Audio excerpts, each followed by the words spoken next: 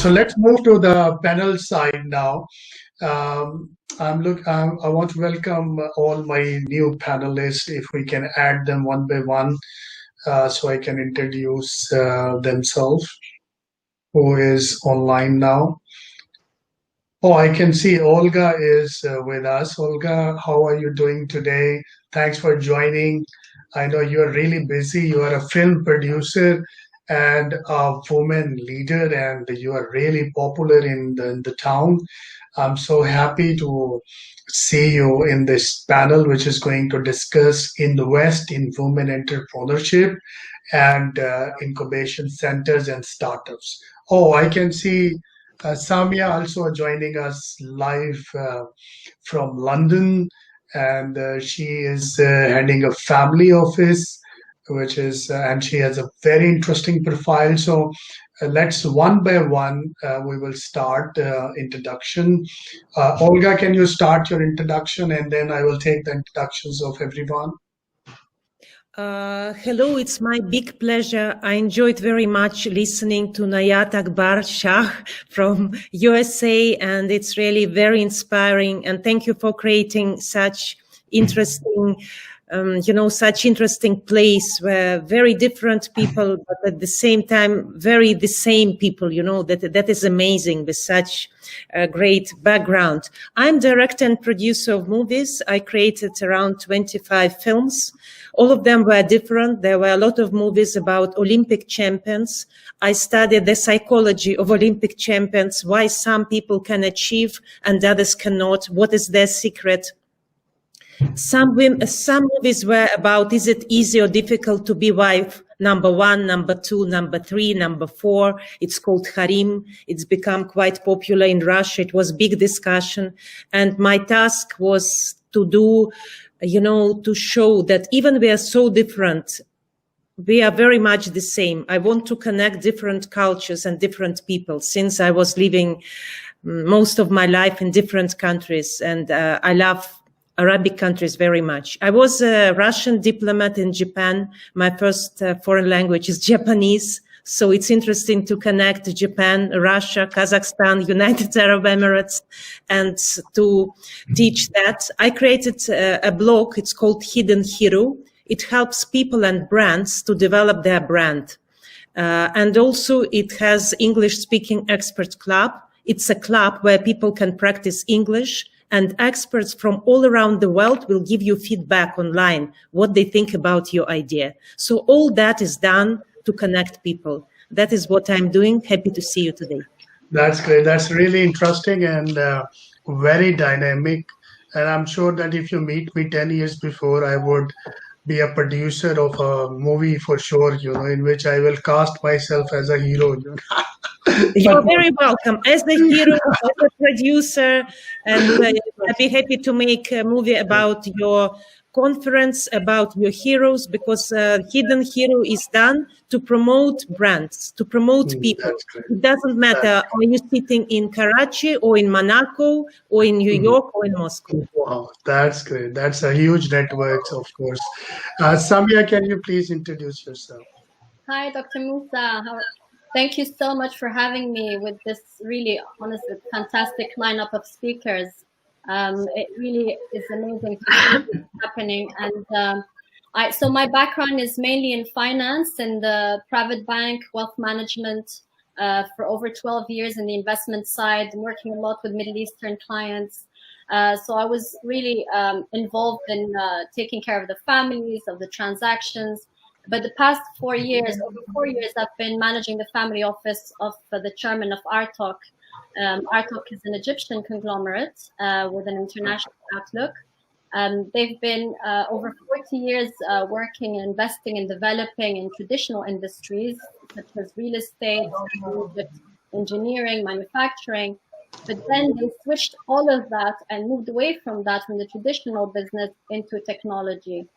We've been investing mainly into startups, and we're pretty much agnostic in terms of stages of startups. We go from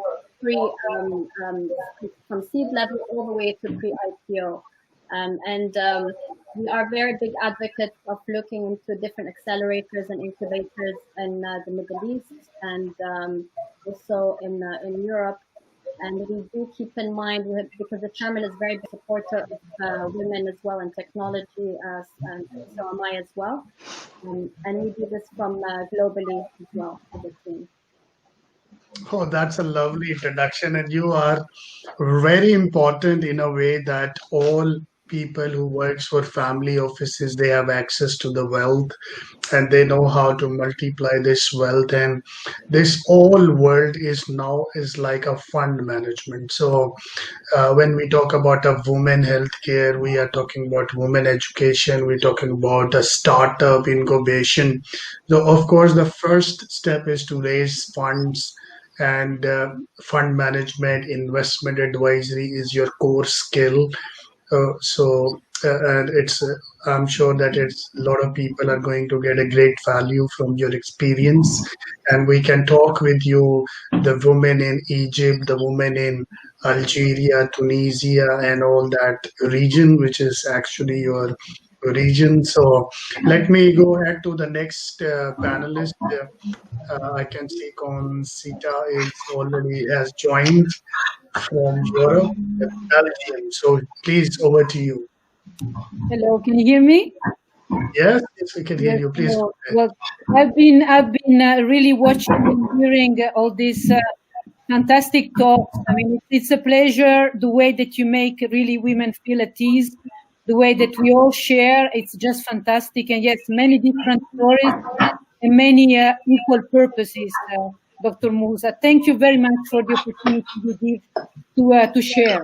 So just a little bit about myself. I am Italian. My name is Concetta. I live in Belgium, in Brussels, in the heart of Europe.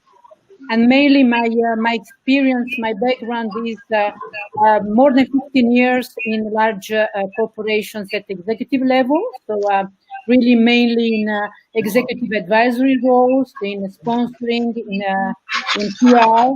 And also I created a very important function, which is very close to my values already many years ago, is creative department in the largest company in Belgium, 16,000 people, of corporate social responsibility.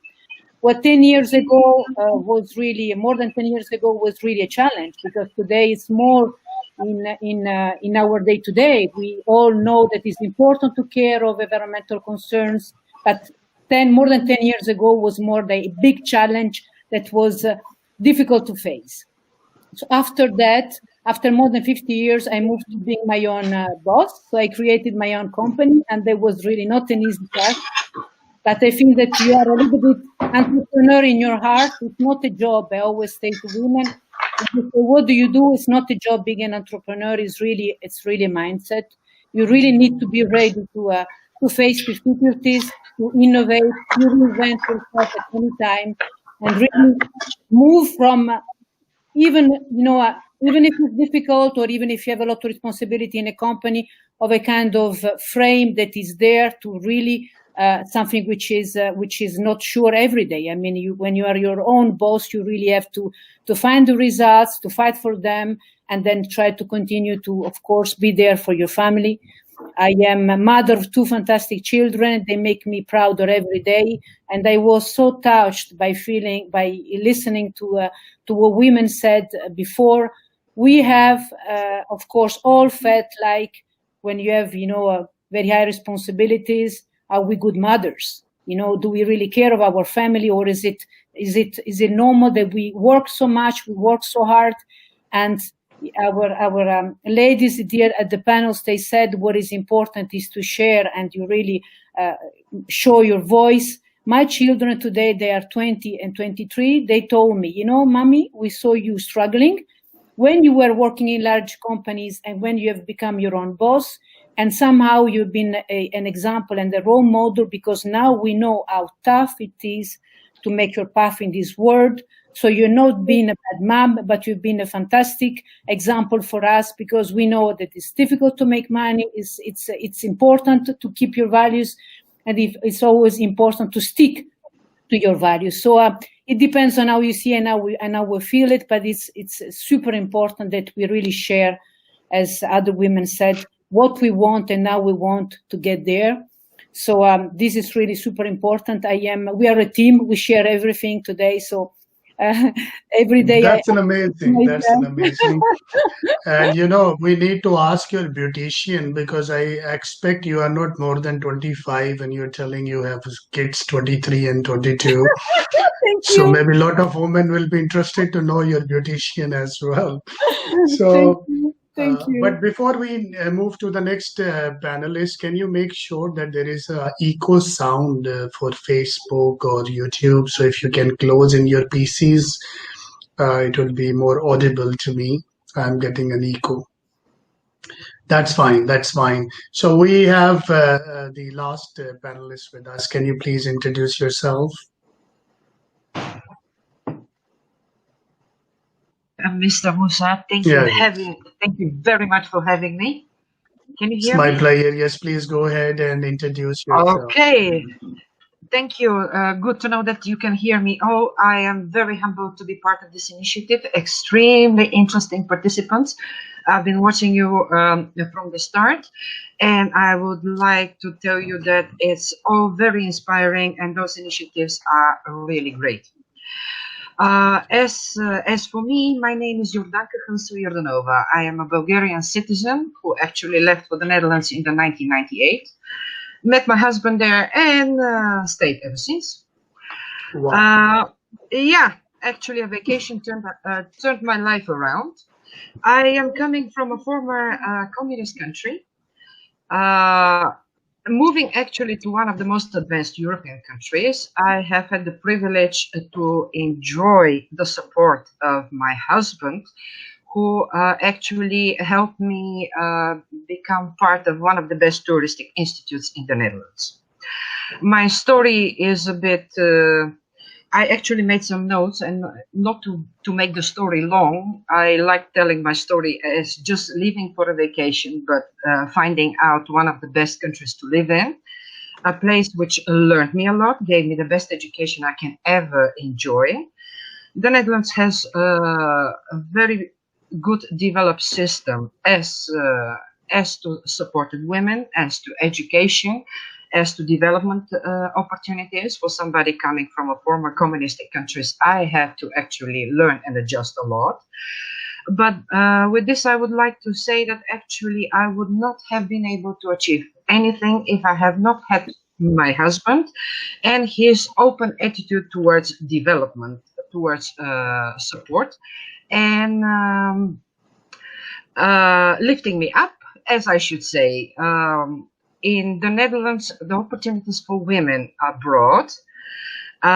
Sky is the limit. It's all about how much you want to achieve, how far do you want to get, and how much are you ready to put in. And basically, that has been the best life lessons for me as I entered the Netherlands. It was the time of communism, where I actually had to wait up to 3 days in front of an embassy to get a visa. It was almost impossible to leave even the country.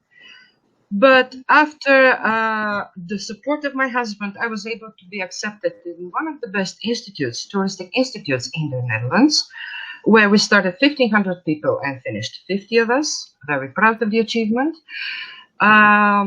In between, having in mind the Dutch laws, when you entered the country, I was obliged to take a year course of integration and language, which actually had stopped completely my career plan. But thanks to my husband and his support system, we managed to pass a 12-month language course into 4 months. So basically, I have seen and discovered that having the right support system and believe in you, you can achieve much more than actually you are even thinking yourself of. Oh, that's great. That's a lovely introduction. I will take a pause here and we will move to the questions, so we can there you can express your feelings and your thoughts. So the first question is that why is it important to focus on women startups and incubation centers? The reason this question I'm asking is apart from Europe and the UK and USA, we do have initiative. Women have privileges to start up. They have interest-free loans. They have guidance. There's a chamber you can go. They can guide you. But in developing countries, there is no infrastructure. There's no even focus. If you see a country, how many incubation center, maybe someone personally in a private capacity on a micro level is running an incubation center, but on a policy level is not done yet. So the reason to pull up all of you from civilized countries like United States, UK, Europe, and knowing the pain of a developing woman who don't have access to education, health, and she don't have support. She has business ideas but no money, and if she want to start up, she don't have a startup capital. If she has business ideas in incubation, that will be killed with the domestic works that they do. So all this makes us forced to discuss this and ask and advise, to get an advice into the policymakers about that. So why it is important, I will start my discussion with Olga. That what are your thoughts on this concept? Dr. Musa, thank you so much. I think if we talk about the money, I'm the person who is most among all the group, because all the ladies are, the sharks, business sharks, who are very good, in operating money, and, and that is very important. I really proud to know that, because while making movies and while organizing big conferences for women, like I did Women SME conference in Dubai that united around 250, 300 people. And I was surprised, out of 80 businesses or 90 businesses, only 10% of these women run business, they were earning money. And when I start discussing with them, what is the reason for that? Why? Women are not feeling that comfortable even to talk about that. I don't know, maybe it's a kind of some psychological thing. I teach a lot of public speaking for women, and they don't want to talk about money. They say, okay, Olga, this is what I'm doing. This is my job. I can help people. And they don't say it will cost so and so. And then when you meet a woman who was from a wealthy family and something happened with her husband, or something happened, she's with 3-4 kids and she doesn't have any money, that is shocking. Because I talked to some in the women's shelters in Kazakhstan, in different countries, and it's unbelievable. How can somebody be left at the age of 40, 45 years with 3-4 kids with zero money and with zero financial knowledge? And I think this is a very crucial point, just to explain to women that even if we are very good and we want to help the humanity, there should be some basic knowledge about money. Let's say if you have 4 kids, you should know how much does it cost to put them to school, to kindergarten, to give them education. So you need to make a plan. And if you give some services, you're a teacher, you are the owner of the business, you need to get profit. And there is nothing shameful in that. When you talk with man and he's the owner of the company, immediately he will say, my profit is so, I'm very famous man. Women, they try to escape that topic. They don't want to talk. They don't mention it. When I talk with them, they will say, Olga, we will make everything for you free of charge. And I think there should be some incubators. There should be some places where they should be taught how to generate money. Otherwise, they will be left with many kids alone with any knowledge. They will be not 20 anymore. They will be already old. And it will be, like shocking experience for them. That's why I think we should think about that, because now in pandemic time, I notice that more and more women, they're leaving their jobs because they say we will take care of kids. We will study online with them because kids are more important. Family is more important. They're leaving their jobs. They're leaving their careers. Mostly it's women who are doing that. It's not men. So I think we should be able to create some places who can give support for women, education for them, and some basic knowledge. Let's say I read that, let's say, British Business Bank found that just £1 in every 100 pounds of venture capital goes to female-led companies. A lot of things are doing to support women, but still, there is a very big gap. And I'm not speaking about developing countries.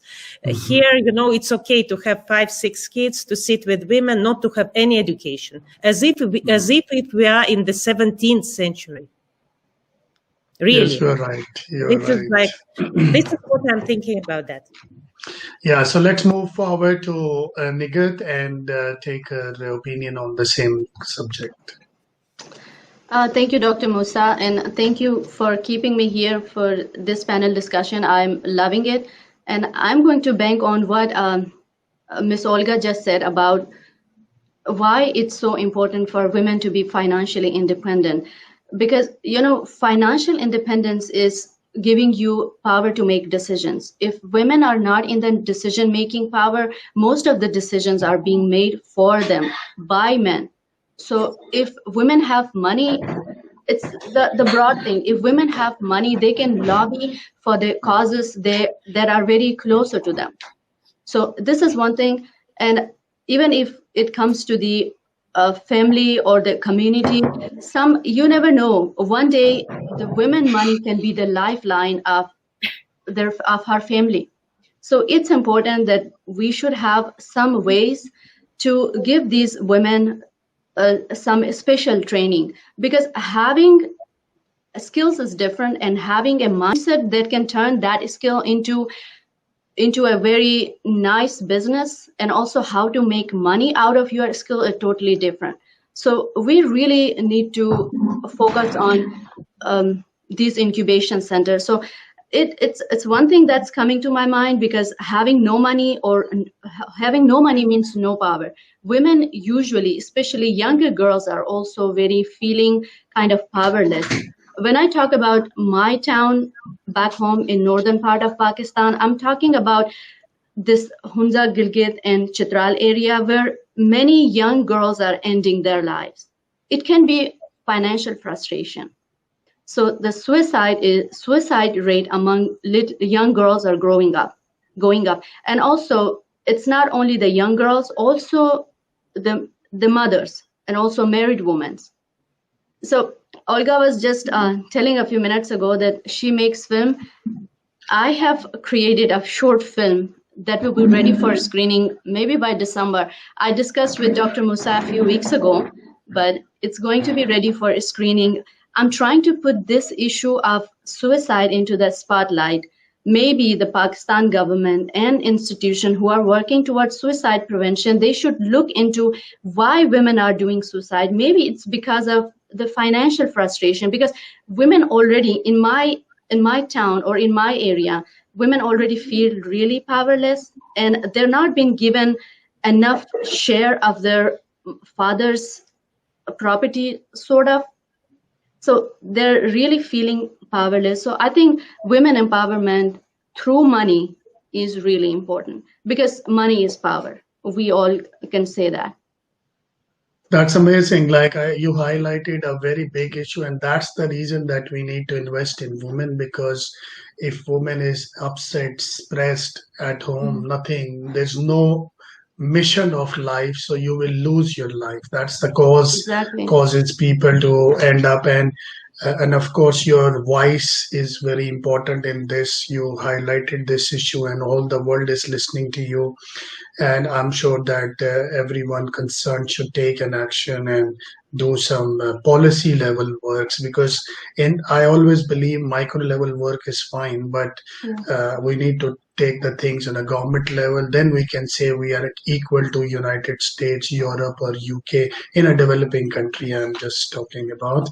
So let's move to Constanta and take her opinion about the same. Thank you. I agree with Olga, with Nigat.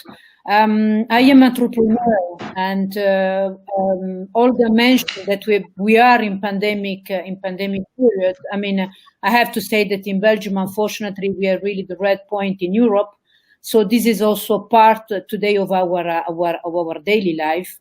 It's not just about when you're an entrepreneur, it's not just about just setting up your business.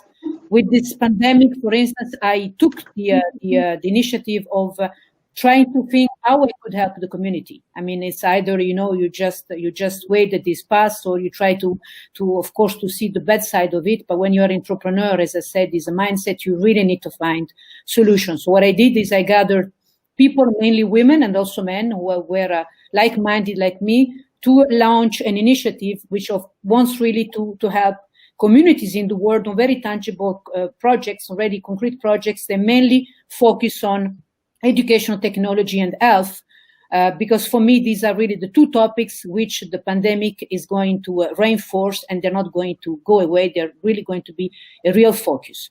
What I would like to share with those women here is that, as Naigat said, of course, when we have cash and when you have access, this is much more important for me, is that the women, especially in emerging countries, they have access to finance these products, because sometimes they just cannot have access to this. And this is also a problem, a technological problem, or a problem of educating these people. But what I would like to share with all the women here in the panel is that women need, not just that they don't dare to share about, asking for support or financial support. They need to be trained. I'm facing this to really discuss, finance with men, with investors. Mainly of investors are men today, and discussing really, and convincing men to invest in your startup. It's a job. It's something that you really need to learn. And not just being an entrepreneur, but it's really something that women have to learn how to do. I have learned, and this is really something I would like to share with all of you. It's like, negotiating. Some surveys, global surveys, show that women are not as good as men in negotiating. I'm sure that they would be as good as men or even better, but they just need to have access to the being educated and being this knowledge. So this is really very important. You need to know how to prepare your file, how to see investors, how to sell your projects, and this is something that you need to acquire. You need to learn. So my initiatives are really launched for everyone. We have now gathered really many women and many people around the world, and also what I've seen is that in developing countries, so many women are eager to start their business, where we are talking about very clear figures. We are in 20% of women in emerging countries that really started their business to 4% in developed countries. What does this mean? It means that they are really, of course, eager to jump on their new business. They are not afraid of leaving a comfort zone, because they are not in a comfort zone. So the people we are here around this panel, we really need to create a bridge between the emerging countries and us, to be able to share this knowledge. And like this, we can be really stronger. Oh, that's great. That's a beautiful thought. And let's move to Samia about the same concept. Thank you. I definitely agree with the ladies' very, very recurring themes there, where women need finance, training, and kind of a security. And of course, that will result in having more confidence. Confidence comes from experience, from a support system, and also from having the education and training. This is why we need incubators and accelerators. So women are becoming key players in the world economy. So as producers, employers, and business owners in Saudi Arabia, for example, I think women own 10% of real estate in major cities and have an estimated cash of $12 billion. And that's, and 75%, I think it's 75% of that, which is totally like sitting idle in cash. So this potential is limited by an inappropriate educational background, a lack of role models, and the gendering of entrepreneurship, a low social status, competing demands on time associated with family responsibilities, and limited access to finance. So business incubators and accelerators can play an important role in the entrepreneurship ecosystem by not only offering training, services, but also connecting women business owners to opportunities and resources that may help them overcome various challenges that limit business development and growth.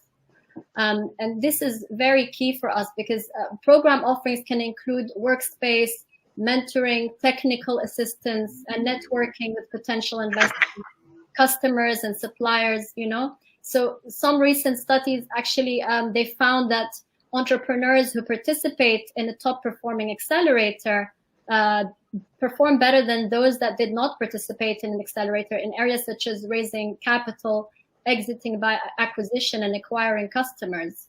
I've been lucky as an investor and a woman investor working with very famous and key incubators and accelerators, one of them being Our Crowd in Israel, which is now working very closely with the UAE, working with accelerators, Adidas family as well. And they're not particularly focused only for women, but it's, you know, across the board with technology.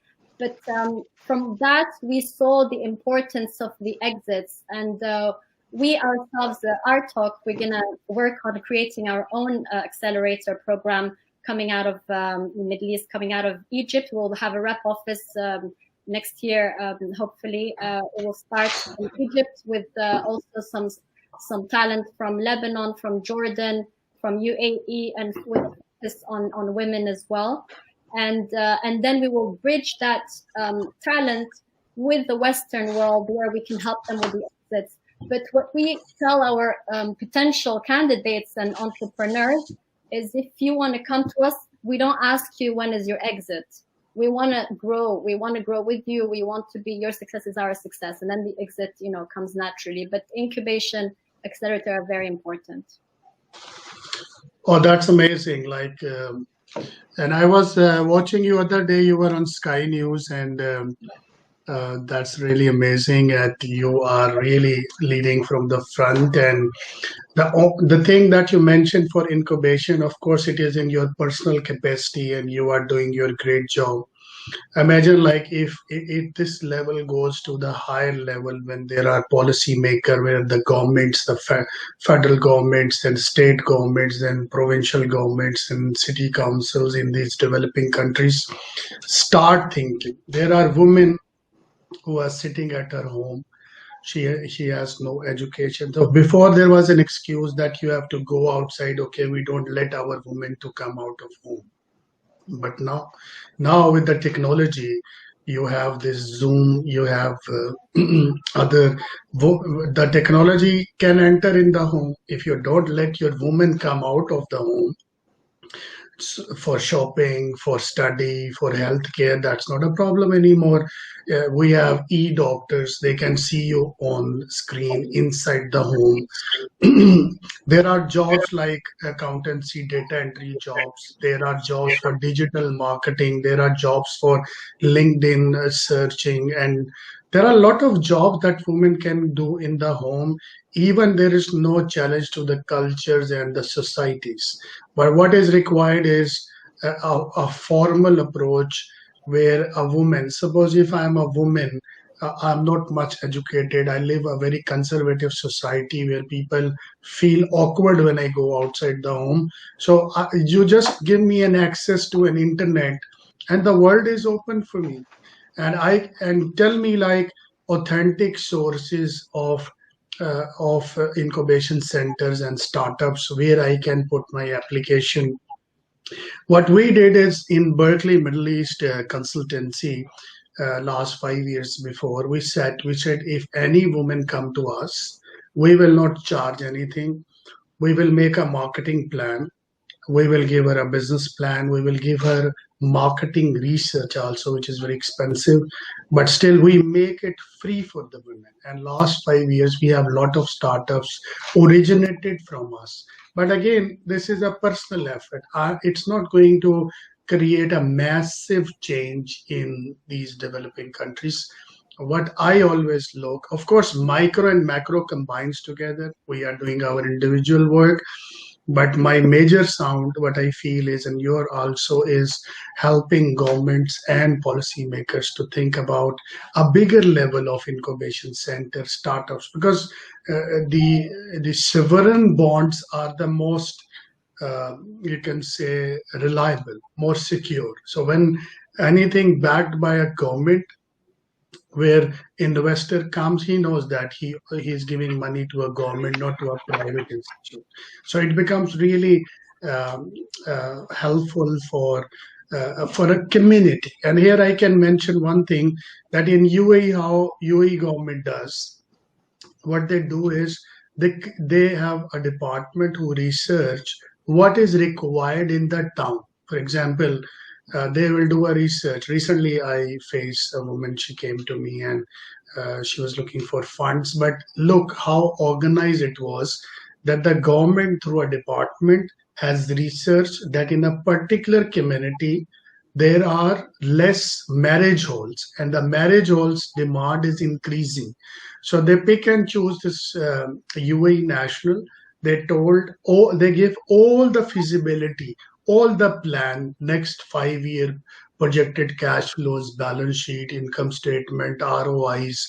Even they are ready to fund to a certain extent, but money was required for starting the project. So such an organized, if you imagine, like in developing country, there are a lot of women. If they get a ready-made projects, like it's somewhere related to textile, somewhere related to agriculture, somewhere related to tech. So how easy will be become the life of a woman. So let me have a thought. Let me take the thoughts of Jordanka on the same. Please go ahead. Of course, I've been listening very careful to what you all share. Very interesting thoughts. I can, of course, share my own experience. As coming from a former communistic country, such network is not that good developed. We are an European Union member, but there are a lot of practices here which can still be learned and be implemented. And having the chance to have lived in the Netherlands for about 20 years, I have learned a lot. And one of my decisions to come back here and operate my business is to actually promote possibilities which are already established in developed countries. These are models and business practices which are existing, are being very successful. As I say, you don't have to discover America again. You just have to implement them in the right order. What I'm facing as a challenge in Bulgaria is actually partially political, partially old views on the new world. While in the Netherlands, I have seen those incubators and those accelerators. I've been part of IT network from the year of 2000. I have benefited from the profits of being having a business idea, being connected with sort-minded business people, and being given the chance to have the whole project or the whole project, the whole path actually stipulated for you, which means that you're going to have guidance from a chamber of commerce, of business angels, investors, of accountants, of consultants. So these type of networks have actually helped me to connect with a lot of same-minded people and people in the industry. So I am a real supporter and a fan of business networks of same-minded people. Women organizations are also parties which in the Netherlands I've been part of, have learned me a lot and have made me actually conscious of who I am, what I am, what can I achieve. And basically it's all starting from being able to get the trust in the idea you have, to get the support, and from there sky's the limit. This is my personal experience, and I am a complete promoter of all those initiatives which give the possibility of women to develop further. Of course, financing as part of the whole system is something which I can look apart from it, because first educating yourself, preparing yourself for the business world. I've been in IT where I've worked preliminary mostly with men. The idea was women are not for that sector. That was in the year 2000. Actually, with the years, I saw how many women started fighting this idea and showing otherwise. Well, actually, there are enough people with the same passion. We just have to unite and support each other. Networking and being part of supporting systems. As I say, very often I don't hire people. I work with same-minded professionals who are willing to work together. And that is a principle which I already for 20 years embrace. Wherever I am short of knowledge, I am looking for people who can provide me with the help, with the expertise. And I always look for possibilities to unite efforts and not to look for the differences in between. For me, in that there is no man or there is no woman business world is hard enough. If you have your passion, I am just supporting the idea, go for it, and support people who have the same passion and ideas but still have not had the chance to walk that path and know as much as you do. So this is how I look into it. And You are perfectly right that a man and woman, they are partners, and if you got a right partner, it can help you to uplift your own success. I mean, it's a two-way process, and I can give you a recent example that yesterday I was in a discussion, and it was sort of a marriage proposal. So the boy is very educated, very nice, talented, and a girl also. I know she's really dynamic. But when it comes to a discussion, after all nice discussion, suddenly he said, "I don't allow my wife to work. That's not what we are. You know, we are different. We don't let any wife. This is our responsibility. We will bring money." So, I mean, that's the mentality still exists. This is I'm talking about yesterday, a qualified chartered accountant from England and Wales. This is I'm telling you from a developing country, of course. So this is the mentality that you are fighting with. That when you say men and women are equal in talks till a certain level, all is fine. You know, when it comes to a real delivery of a woman right, where she will drive, where she will go, she want to work, where I mean, I saw my colleagues also. One day I received my assistant call, and she was really stressed and upset and very sick, feeling sick like. So she couldn't sleep all the night because baby was sick. So she just want to inform that I cannot come because of this. And what was the sad part of her conversation was that, look, he went to his office and I cannot go to my office. I mean, what I feel is justified was that half time he should take care of the baby and half time the woman can take care. And it's not going to de-respect a man. You know, this is this is a kindness and help that comes from the heart, which you need to allocate it in a. If you say you are partners and you are you want to grow together. So now we are left with only 15 minutes, and we have a very interesting question that I love to ask. Why I ask these questions? Because first of all, you are decision makers.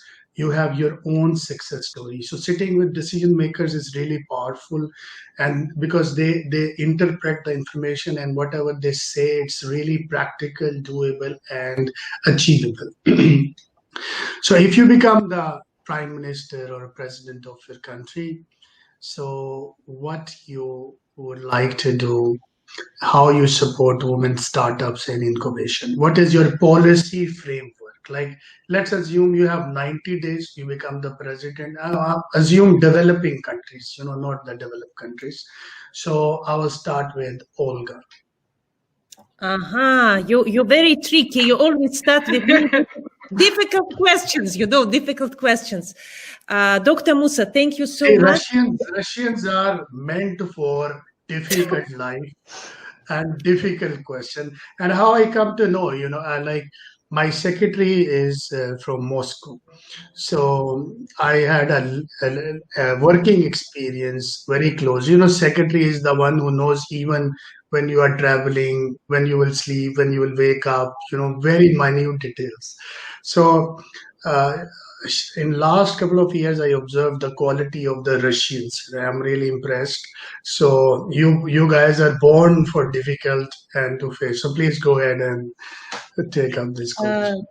Thank you so much. I think that we are living in such a vulnerable world.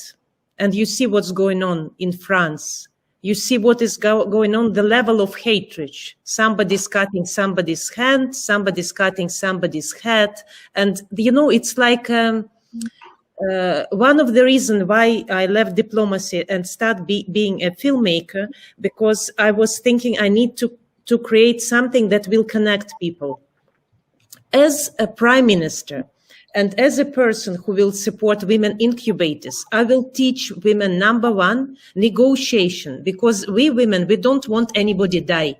We don't want our husbands die. We don't want our kids die. And if you will go arm out and somebody will cut your head or your hand or will do it for your relative, you cannot even think about business or about something else. We should be very, very tolerant to each other. We shouldn't think, okay, this person is from Pakistan, she cannot do that. This is from India, this is from Russia, this is from Ukraine.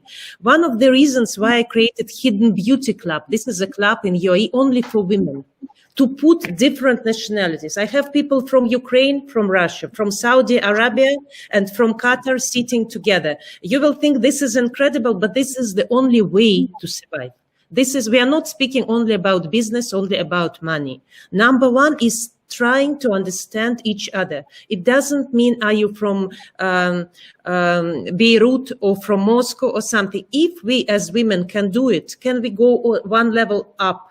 This is the skills of negotiating, confidence, and seeing the picture. Because I don't know why, but I think women have more humanity. I don't believe that if we will run, everybody will kill each other. That is number one. Is the most important is just to be alive. Number two is to be friends. Number three is to be able to talk. Number four, to negotiate. Number five, money. Okay, let's put money because we're in money conference. Number two, number three. If we put all this together, putting all these women together, then it will be like a bridge for our, male leaders to communicate. I think anyone who is able to stop the war, he's a hero for me. He's a hero, absolutely. And these are the skills we should train women. I teach women how to solve, I solve a lot of marriage from breaking up. And this summer I managed to help 12 businesses from bankruptcy. Wow. I love to save people's marriages. I like when people get together, and I love really when people were fighting to make peace between them. I think we as women, we have this potential. If we will be able, today you have a great women here. If we can unite and do it, then the money will come, the confidence will come. The most important is just to understand each other and to hear each other. That's great. It is lovely input. And then we will because we are very less. Samia, Nayat, Concetta, yes. Jordanka, we will put it together. Who is doing better what? And it's like United Nations. And Dr. Musa is the head of United Nations. That's great. I'm always a follower and fans of your success. So let's go to Nigat and take the same question. What she will do if she become a prime minister of her country, which require a special focus on women incubation and startups. The next day when she will go in the parliament, what she's going to do. Over to you. Dr. Musa, this question, I never thought about this one. And I was thinking I will never be a part of this panel though. So this Well, is let's see. Sometimes it's good to be random and yeah, really, unorganized, because that's the genuine one. If I give you time, you may do some research. You come up, okay, I will do this and that, yeah, but random. Because before you answer, I will tell you. First of all, in developing country, woman is not asking for her rights. You will see people on the road, they are talking about other things. right. But the woman is not on the road. She don't come on the road, protest that, look, you are not educating, you are men, Especially in Muslim society, like the country like Pakistan, it's a Mhm. Muslim. In the religious books, it's written that if you have to go to China, go. This is the Prophet Yeah. said. So you have to teach them, and Mhm. this is your generic right. I mean, this is your religious obligation other than your humanistic and other. I'm Yeah. talking about those countries. So women don't recognize her right. So you have to be a voice. You have to guide them. You have to tell them, Yeah. look, this is a woman right. I stayed in United States. I saw woman treatment is different. Woman is equal. Woman is having access to health and education. So when you tell them, it's like maybe 100 years before, those people who go in a ship to another country, and when they come, so there was this Arabian tales, the story tales, that used to tell, oh, there is a town, where there is a place where people are very, beautiful and all that. So same way, these are stories for these 80% women. I don't say that all women in Pakistan is not privileged. There are 10 to 15% women, which has great access. They travel, they have money, they are spender, they have rights. But 85%, but these 15% are not doing anything for the 85%. So you being a Pakistani origin, American national, of course, you can do a lot of things which you can work out. I don't want to stress you now. You can work out. You can give your closing remarks, then I can go to the next speaker. Okay. Thank you. Thank you. So, if I become the prime minister, my first thought will be in the morning when I go to office to have 50% of women on my cabinet. That will change the first important thing, that women are not equally being represented. I'm just taking, like, if I have all the power, if I could do that, I'm not sure how many women are with me already who have made me the president, right? So that's one thing. Another thing is going to be the infrastructure of small towns, where women empowerment is very important. And without infrastructure, proper roads, and internet connectivity, fast internet connectivity, women empowerment will not be possible. Even this year, during this pandemic, in my town of Chitral, even young students were not able to go to their classes. They were not able to attend their online classes. They were taking their laptops with them and going to mountaintops so they can receive some type of signal. So that was a frustrating thing, and it was giving me a sense of, like, helplessness. And think about those students who are in that situation. And another thing would be to make sure that we will have those laws that give women fair share from their father's property. So later on, it can become their parental property. Right now, in my country, very few women own properties. So the property from father goes to the son, and from son to his son. This is how it goes. And women stay powerless because, I mean, we all believe it. Money is power. So if one section of the community is without money, it's totally powerless. So these are the implementation I would do as a prime minister. That's good. I think this is a lovely thought, and I know that you have more thoughts also. And my voice is clear. Yeah. So I know that you have a lot of other things. Maybe we can have another discussion in the future to have your valuable thoughts because you are right on spot. So let's move to Samia, please. I love that question, especially when you mix the technology and the incubator, accelerator, and startups in that. I think I would focus on 4 primary areas that that have a call for action for women: education, entrepreneurship, social inclusion, and innovation. I think my aim would be to educate, equip, and empower women and girls with the necessary skills and confidence to succeed in their career fields. Because the issue of women empowerment in tech is of major importance. I worked myself in the financial sector. There was a lot of disparities, gender gap in pay and everything. That still exists, and this is in the Western world. So I would change that with laws. I would look to close the gender gap to help women embrace technology.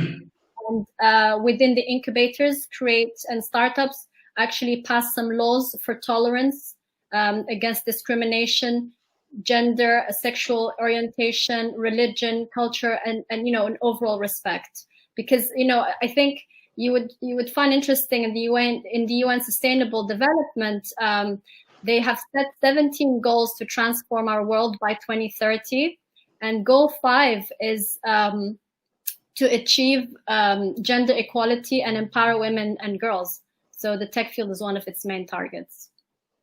Oh, that's great. You are very tech focused, and it's really amazing because technology can revolutionize. I recently had a speech where I said that if you want to transform the nation, you have to adopt technology. Otherwise, you are same 1500 years old mentality.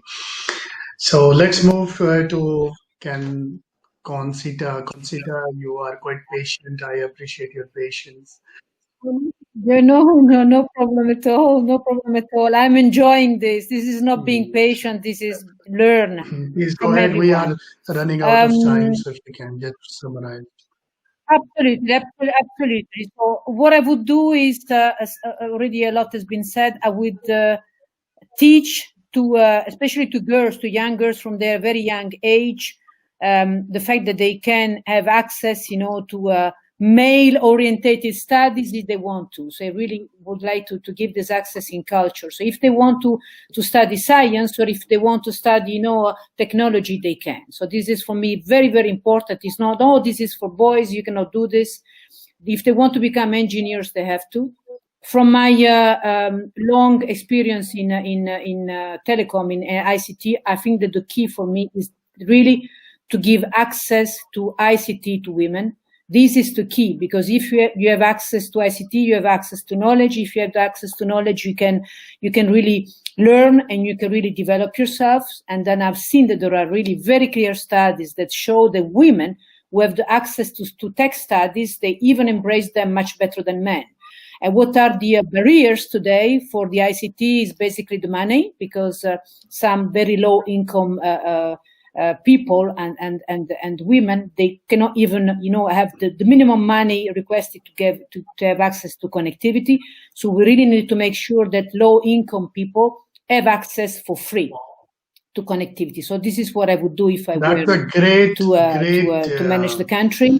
Step, and I can endorse. Lastly, when I went to Moscow, there was a football match. There, when there was a World Cup. So wherever I go on the street, there was a free Wi-Fi available. I can connect anywhere in the Moscow, no need data plan and nothing. So, there are examples for these concepts that you make ICT totally free and let them access to the world through laptop and internet. Yeah. That's great, So I know you have a lot of suggestions, and I can see from your eyes you want to say a lot, but we are unfortunately limited in time. But of course, in the future events, we will take your opinions. Let's move to the last panelist. Please go ahead and share your thoughts about if you become a prime minister, what you're going to do. Thank you. I will keep it short because actually the ladies before me covered most part of what I've been thinking. Developing countries is one story. There is a lot of work which needs to be done there. There are very good models and practices which just can be copied with respect to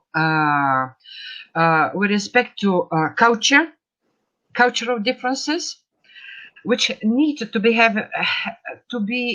taken in mind about every country. If I am a prime minister of Bulgaria, actually, I will take a few successful practices which are already working around the world. We have here laws which are already financially encouraging hiring women, which has been unemployed for a long period of time, or women who have children and has been also employed for a long period of time.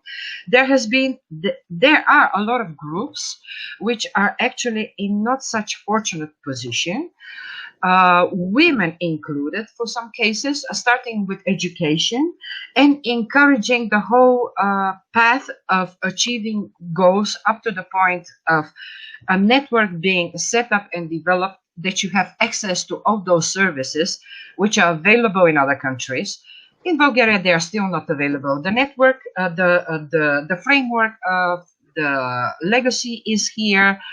Only we have demographic problems that more than 2.3 million Bulgarians, which are very high educated, are living abroad and learning all those practices. And we do not have that much educated politicians which are making work out of this. So that is what my opinion is. Experts. Use their knowledge and utilize their potential. That's great. So I think all the policy makers who are listening to you, I think it is very advisable that tomorrow you go to Parliament and please issue the amend your rules, make rules.